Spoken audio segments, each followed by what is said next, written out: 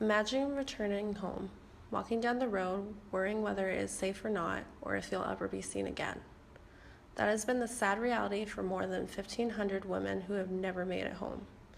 This film will explore the historical impact of grassroots movement on justice by recognizing the Highway of Tears, the Red Dress Initiative, Moose Hide campaign, and how the impact of these movements on education and prevention is seeking justice for the missing and murdered women.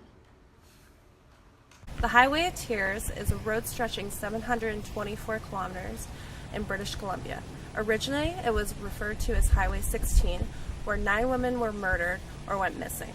The RCMP launched an investigation, and it showed that within the area between Highway 97 and Highway 5, a straggling number in excess of 1,500 women, most Aboriginals, were found murdered or missing in the last 3 decades.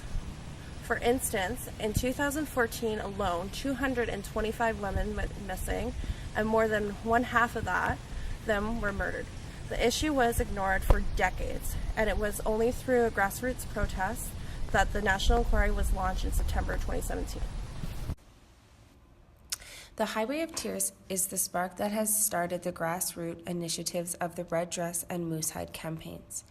The outrage and raw emotions fueled both the general public to forward petitions and galvanized the Assembly of First Nations into demanding an inquiry into the missing and murdered Indigenous women and girls.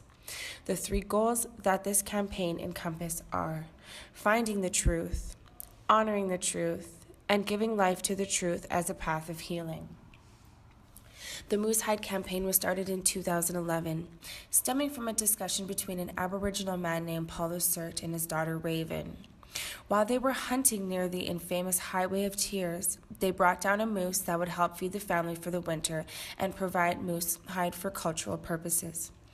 As the daughter was skinning the moose, her father started thinking. They were so near to the highway that had brought so much sorrow to the community along its endless miles. Here, with his young daughter, who deserved a life free of violence, the idea sprang to life. What if they used the moose hide to inspire men to become involved in the movement to end violence towards Aboriginal women and children? Together with family and friends, they cut up the moose hide into small squares and started the Moose Hide campaign. The Red Dress campaign was also created to bring awareness in the matter that is everlasting in the memory of all who witnessed it. In 2010, an artist, Jamie Black, has asked Canadians to take part in a striking one-day display of red dresses to represent the country's missing and murdered Indigenous women. Jamie Black, a Métis artist from Winnipeg, created the Red Dress Project 5 years ago. It collects red dresses from the community and hangs them in public spaces as a visual reminder of women who are no longer present. The red garments have been exhibits everywhere, from university campuses to Canada's Museum for Human Rights, where the Globe and Mail called the exhibit haunting, as it looked out on the portion of Red River where 15-year-old Tina Fortain's body was found. Red dresses draw attention to Canada's missing and murdered Indigenous women. HuffPost, Sarah Rieger. Hi, I'm Mercedes, and this is Monica, and we are reenacting an interview that we did with Esma Nahai. I'm wondering if you could please tell me a little bit about the Moose Hide campaign and what it stands for. So the Moose Hide campaign is a grassroots movement to get people talking about violence towards Indigenous women and children. Paul and his children were hunting outside Fraser Lake, and Fraser Lake is along the Highway of Tears, and that's where they had taken down a moose, and that's what started the conversation in regard to missing women along the Highway of Tears. There are other movements as well, which are to end violence against women and children. Paul's been invited to numerous events. One of them is in Vancouver. They're all to do with the same, I guess they all have the same, they're wanting to say the same thing and bring the same awareness, and that's the awareness about Indigenous women and children. He went to a conference in Vancouver where he noticed that he was one of 3 men that were in that conference. After that event, Paul started the Moose Hide campaign, which has resulted in the distribution of over 650,000 Moose Hide squares. This to wear as a symbol of meaning that you're a safe person to talk to. Also, that you are aware of the issue of violence against women and children. Paul holds different events in Victoria, which started approximately February 16th of 2009, and that day is also claimed as the National Moosehide Campaign Day. The National Day. On that day, there are numerous events where organizations and provincial government participants, they all come together and attend workshops, ceremonies, and there's also one important ceremony that goes along with that, and that's known as the fast, and that goes from sunrise to sunset. From this campaign, it sparked a national spark, I guess, in the event, and there's going to be an event on October 6th, which will include the federal government and the talks about ending violence against women and children. Okay, thank you. So I understand that women can, children can wear the Moosehide Square, but I'm just wondering, what's the woman's role in the Moosehide campaign, seeing that it is more generalized to men and boys bringing awareness to the violence against Aboriginal women and children? Women and children are encouraged to wear the Moosehide campaign, and it's targeted to activate men and boys. However, it is also brings awareness to everybody. So just make sure everyone's a supporter. Yeah. Okay. Moosehide Thank you. I was introduced to the Moosehide campaign through work while I attended a symposium on family violence a few years back.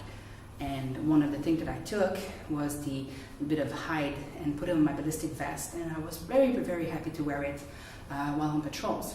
And I knew it would be subject for discussion. And during one interaction with the public, I attended a call on the Sonia Reserve, not too far from the base where I work at CFB Esquimalt, Canadian Forces Base Esquimalt. And I was identified by a woman as a safe person for the sole fact that I was wearing this piece of hide, and she approached me to talk about her friend who was at the time going under family violence, and she was very suffering and she was afraid for her life. And what I did is I met with the person, although she was not on my jurisdiction, and again, when the person saw that I was wearing the moose hide, she felt comfortable, because otherwise both of the women told me that they would have never spoken to a police officer. And what that led is to my cooperation with the RCMP to resolve the issue of family violence. And I'm very, very confident to say that today this woman is alive because I was able to get involved and stop the process of family violence. It was that dangerous for her.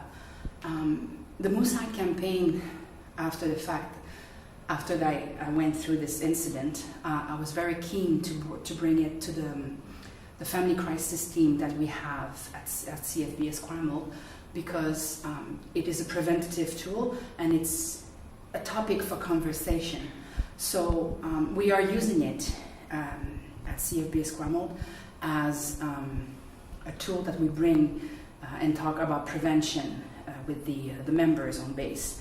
So the idea right now that we are trying to develop is to have 10 members, 10 CF members, Canadian Forces members, to participate in the 10-man challenge that has just been discussed, and to bring to the forefront the issue of family violence and violence against women. And that ties in as well with the recent Operation Honor that addressed the issue of harassment and violence in the workplace. So all in all, the Moosehide campaign has extremely positively affected my work and is helping me in reaching more and more people that I would have thought ever possible. Go.